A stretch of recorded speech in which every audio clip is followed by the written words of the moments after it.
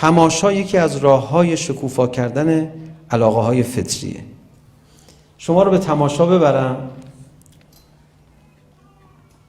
تماشا فطرت آدم رو شکوفا میکنه. با یه آیه قرآن شما رو میبرم تماشا.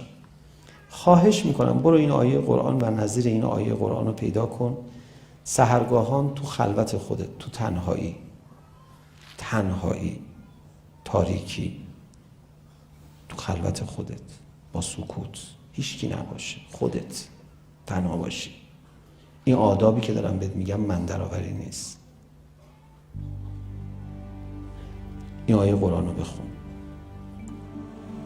الم تر ان الله یسجد له من فی السماوات و من فی الارض و الشمس و القمر و النجوم و الجبال و الشجر و الدواب.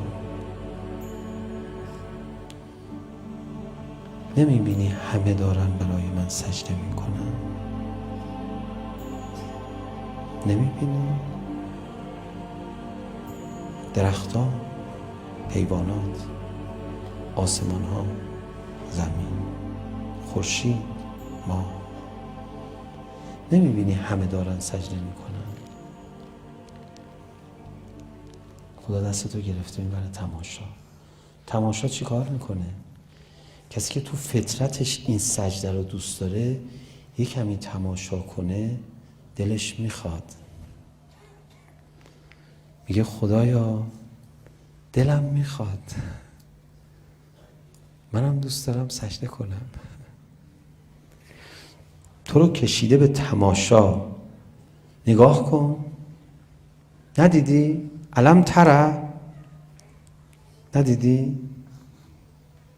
خدا انتظار داره ببینی، بخوای، دلت بخواد. اتفاقی که تو جبهه ها می افتاد میدونید چی بود؟ بچه ها می رفتن تماشا.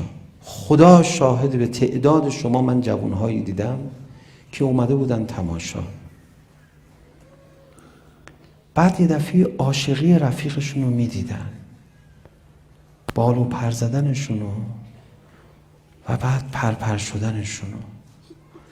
بعد به خدا می گفتن خدایا دلم میخواد. این مسیر شکوفایی فطرته. بری تماشا. رفتی تماشا،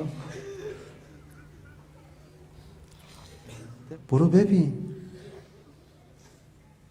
با تماشا حل میشه. کونوا مع الصادقین وارکعوا مع الراکعین. امان از این معیت.